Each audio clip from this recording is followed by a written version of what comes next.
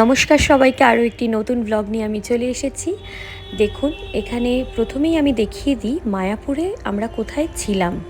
মায়াপুরে প্রভুপাদ ভিলেজ জায়গাটা দারুণ। আমি অলরেডি আগের পার্টেও আমি বলে দিয়েছিলাম যে খুবই সুন্দর একটি জায়গা, এবং এই ভিউটা হচ্ছে রাত্রিরের ভিউ।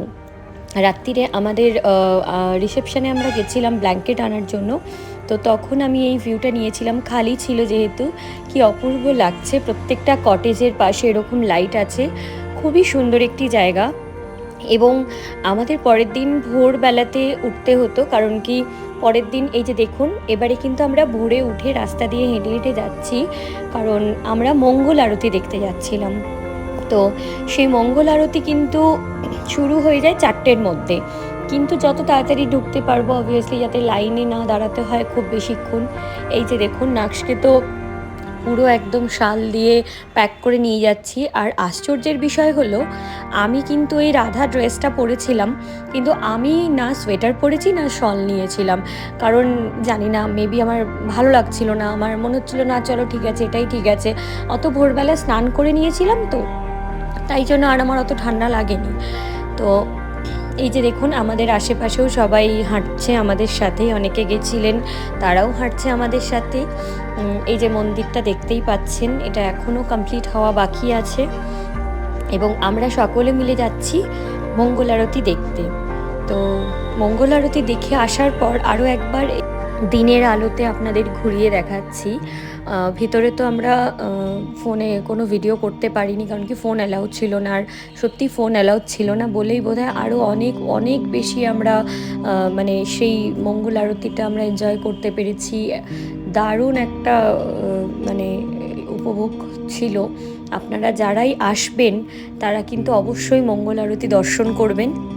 এবং এই যে আমাদের প্রভুপাদ ভিলেজের ভেতর থেকেই দেখতে পাচ্ছেন ইস্কন মন্দিরটা দেখা যাচ্ছে, এবং একদম পাশেই ইস্কন টেম্পলটা, একদম পাশেই। মানে অপূর্ব একটা দৃশ্য। সকালে দৃশ্যটাও আপনারা দেখতে পাচ্ছেন, খুবই সুন্দর। আপনারা আগের থেকে এখানে বুকিং করে আসবেন, কারণ কি এখানে বুকিংটা পাওয়া খুব একটা সহজ না। আমি চেষ্টা করব ফোন নাম্বারটা দিয়ে দেওয়ার ভিডিওতে, আপনারা সেখানে কন্ট্যাক্ট করে চলে আসতে পারেন। হ্যাঁ, আর এখানকার ব্যবস্থাপনা খুব ভালো, মানুষজনও ভীষণ ভালো।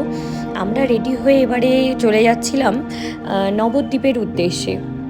তার আগে বলে দিই, এই যে আপনারা দেখতে পাচ্ছেন, এটা কিন্তু প্রভুপাদ ভিলেজের মধ্যেই এই জায়গাটা, এবং খুব সুন্দর করে ওনারা বানিয়ে রেখেছেন। দেখুন এখানে কি সুন্দর। আমরা সবাই এই জায়গাটাতে মাছগুলো দেখছিলাম, নানান রঙের মাছ আছে এখানে। সবাই সকালবেলা, আমরা ওই দিনকে বেরিয়ে যাব বিকেলবেলাতে, তাই জন্য সবাই এখানে ফটো তুলছিল, তা আমিও একটু ভিডিও করে নিচ্ছিলাম। এই জায়গাটা দেখুন কি সুন্দর লাগছে না? এক্ষুনি আপনারা কিন্তু রঙিন রঙিন অনেক মাছ দেখতে পারবেন, যারা একদম খোলা আকাশের নিচে এইভাবে ঘুরে বেড়াচ্ছে জলের মধ্যে। খুব ভালো ব্যবস্থাপনা এনাদের।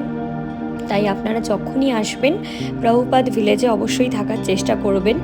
এরপরেই নাক্স পেয়ে গেছিলো তার ফ্রেন্ডদেরকে। এখানেও এসে যে তার ফ্রেন্ডদেরকে পাবে, সেটা ও কিন্তু একেবারেই মানে বুঝতে পারেনি। এই যে এনাকে দেখছেন, এই সাদা যে গরু, ইনি কিন্তু একটু রাগী।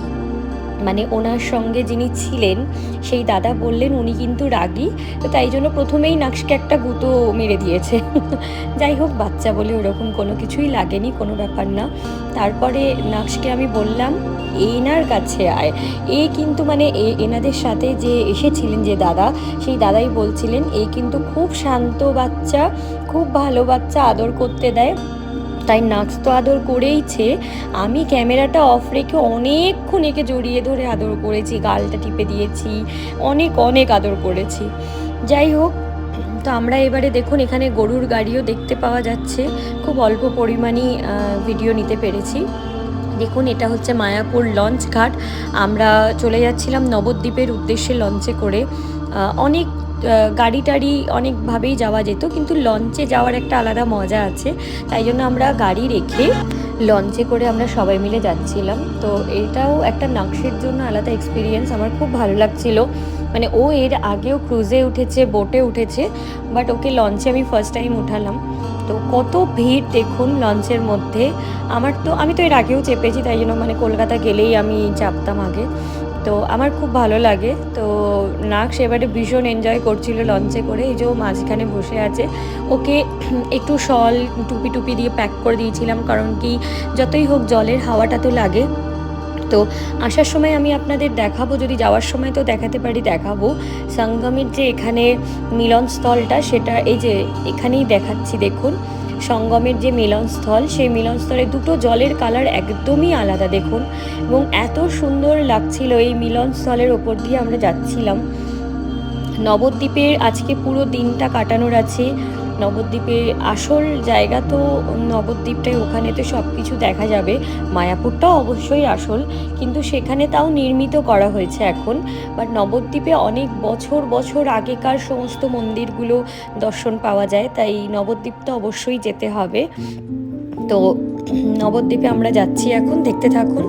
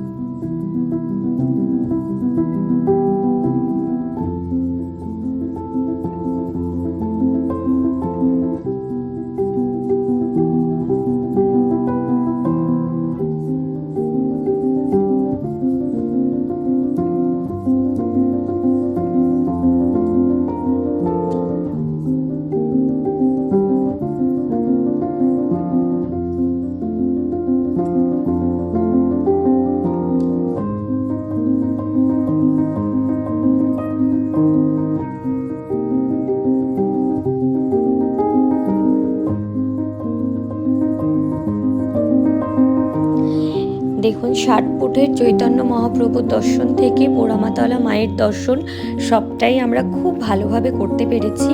এই যে আপনারা এখন দেখছেন পোড়ামাতলার মায়ের দর্শন এবং সোনার গৌরাঙ্গ। তো এইরকমভাবে আমরা চলে এসেছিলাম গৌরাঙ্গ বিহার। এই জায়গাটা নতুন করে বানানো হয়েছিল এবং খুবই সুন্দর জায়গাটা, ভেতরটা ভীষণই সুন্দর, এখনও কাজ চলছে ভেতরে, এবং আরও অনেক মন্দির আমরা দর্শন করেছিলাম।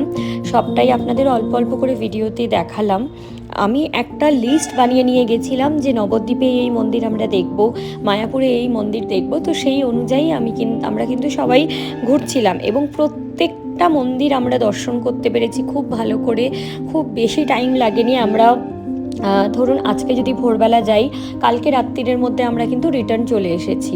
তো দুদিন, ধরুন দুদিনও পুরো না, 1.5 দিনের মধ্যে আমরা কিন্তু পুরো দর্শনগুলো কমপ্লিট করেছি। এবং এই যে এত বড় ভোলেনাথের এখানে মূর্তি বানানো হয়েছে, আমরা সবাই এনারও দর্শন করতে পেলাম। এটা খুব রিসেন্টলি বানানো হয়েছে নতুনভাবে। তো যাই হোক, জায়গাটা ভীষণ সুন্দর লেগেছে আমার। এই জায়গাটা খুব খোলামেলা এবং খুব সুন্দর করে বানানো হয়েছে। এখনও বললামই কাজ চলছে অনেক জায়গাতে।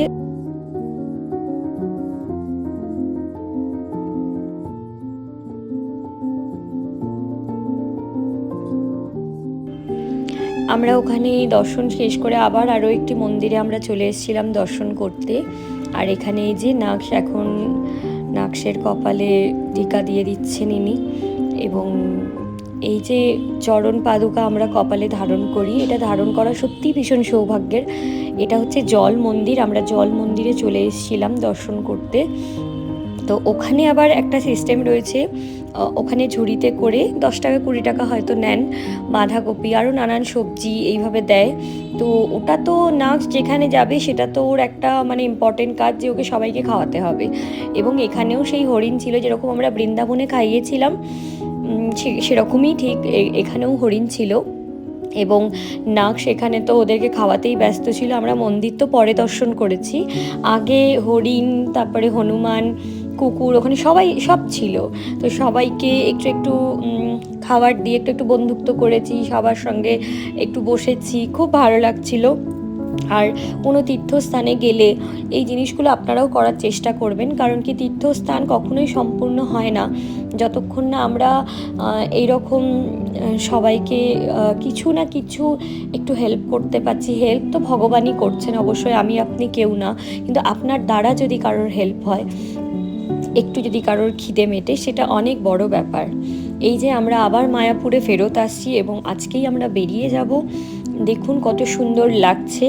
আবার আপনাদের সঙ্গে অন্য আরও একটি ব্লগে দেখা হবে। ততদিন সবাই খুব ভালো থাকবেন, সুস্থ থাকবেন এবং মায়াপুর, অবশ্যই মায়াপুর নবদ্বীপ ঘুরে আসবেন।